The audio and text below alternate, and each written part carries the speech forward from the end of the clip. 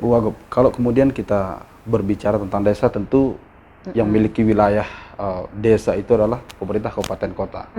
Bagaimana Bu Wagub sendiri mengkoordinir pemerintah kabupaten kota ini agar seperti yang disampaikan Bu Wagub tadi, satu visi nih untuk zero waste ini di 2003 kita harus selesaikan bersama.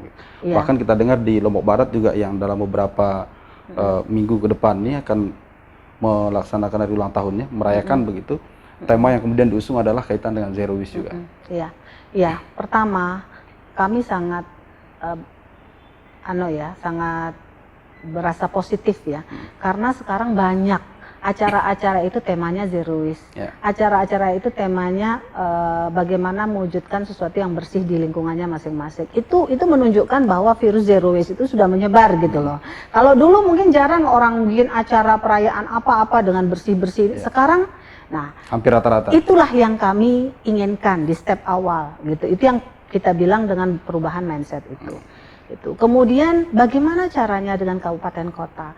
Nah, dengan kabupaten kota kami sudah lama menandatangani MOU untuk bagaimana kita bertekad supaya daerah NTB ini bersih.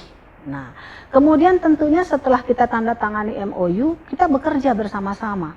Ada nantinya akan dilanjutkan dengan PKS, perjanjian kerjasama ya, antara provinsi dengan kabupaten. Kemudian juga provinsi juga memberikan bantuan-bantuan. Misalnya kita beri bantuan ke BUMDes-BUMDes di desa yang jumlahnya 100 BUMDes dalam 1 tahun.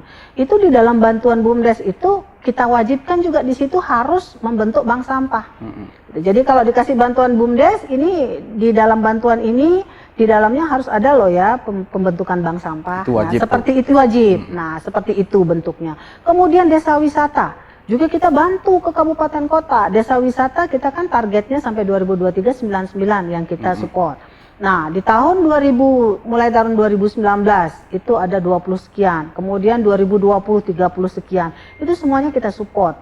Kita support dengan dana. Di situ juga kita sampaikan ini di dalamnya harus ada pengelolaan sampah. Nah, seperti itu gitu loh. Kemudian juga kita berikan edukasi secara berkesinambungan ke seluruh kabupaten kota, utamanya juga ke desa-desa. Supaya desa-desa paham, bisa memanfaatkan ADD-nya dengan baik, dana desanya dengan baik gitu. Supaya program unggulan kita ini bisa masuk di situ. Nah, sekali lagi saya sampaikan bahwa ini bukan masalah duit. Banyak yang bilang begini, gimana sih provinsi ini bikin program tapi nggak ngedrop duit ke kabupaten kota. Ini bukan masalah duit, Pak. Ini masalah mindset. Selalu yang ada di pikiran orang kalau kita bicara sampah, truk sampah. Benar nggak? Ya pasti ada. Kita nggak punya kekurangan truk sampah.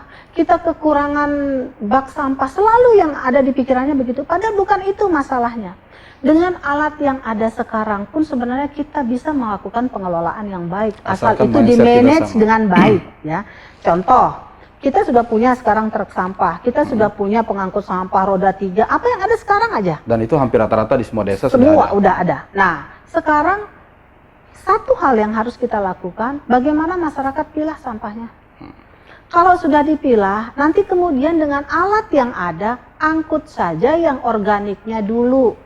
Karena yang menyebabkan sampah itu bau, kemudian menjadi penyakit dan bermasalah segala macam itu kan yang organik, menyebabkan busuk dan segala macam. Kalau sudah dipilah oleh masyarakat, yang plastik, beling segala macam itu bila perlu seminggu sekali atau 2 minggu sekali dia baru diangkat. Kalau alat terbatas nih ya, kita nggak punya alat, ini aja urus dulu yang organik ini.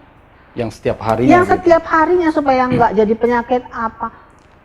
Angkut ke tempat-tempat yang bisa mengelola itu gitu loh. Orang di sini aja di BSF kita yang di Lingsar itu saja masih kekurangan sampah organik kok. Itu kapasitasnya 4 ton per hari, sampai sekarang baru 2,5 ton ya per hari, masih kurang 1,5 ton. Masih kurang. Iya, jadi kalau misalnya kita sama pemahaman kita, pengertian kita, masyarakat sudah pilah. Ini kita dari pemerintah, baik dari kabupaten kota, ini terutama yang kabupaten kota, karena ini kan sampah ini memang tupoksinya di kabupaten kota sebenarnya. Kalau kami ini adalah dalam hal memfasilitasi supaya sinergi gitu kan, mengkampanyekan, itu kami yang bantu. Tetapi kalau menghandle dari rumah-rumah apa itu kan tugas kabupaten kota, tugas lingkungan-lingkungan. Yang terpenting kita mulai pilah, masyarakat pilah. Nah, ini dari lingkungan-lingkungan pengangkutannya juga terpilah. Angkutlah yang organik dulu.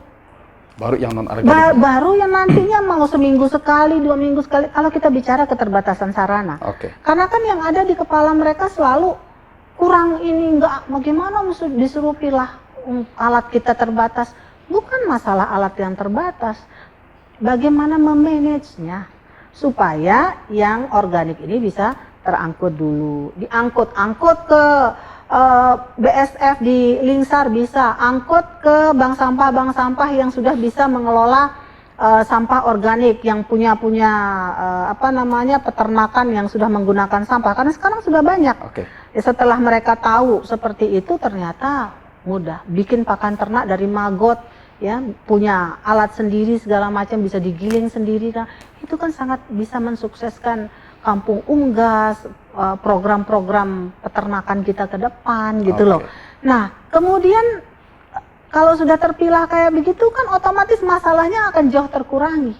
Sekarang PR-nya adalah bagaimana kita kampanyekan pilah sampah dari rumah itu, ya, masyarakat udah pilah sampah, dan lingkungan-lingkungan, dusun-dusun itu mengangkutnya terpilah, dibawa sesuai sama kebutuhannya. Tidak lagi disatukan. Tidak lagi disatukan, gitu loh. Nah, kalaupun ada misalnya masih tercampur-campur, masih juga bisa dibentuk menjadi pelet, pelet bahan bakar. Itu kalau misalnya masih ada yang tercampur-tercampur, masih ada solusinya juga gitu. Yang penting ini terkelola, dan alangkah baiknya jika semuanya itu terpilah, karena benar-benar dari hulu langsung bisa tertangani.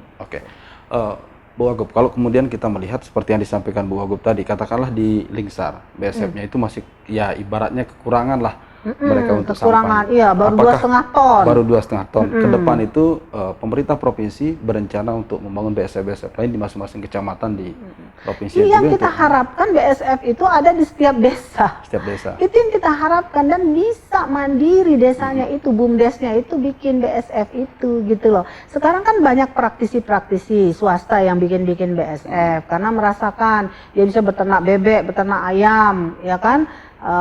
Dengan modal sampah organik, ya kan, juga bisa bertani dengan modal sampah organik, karena dengan BSF itu hasilnya 2, 1 pupuk organik, 2 pakan ternak, dengan 1 proses itu hasilnya 2, ya, itu kan luar biasa.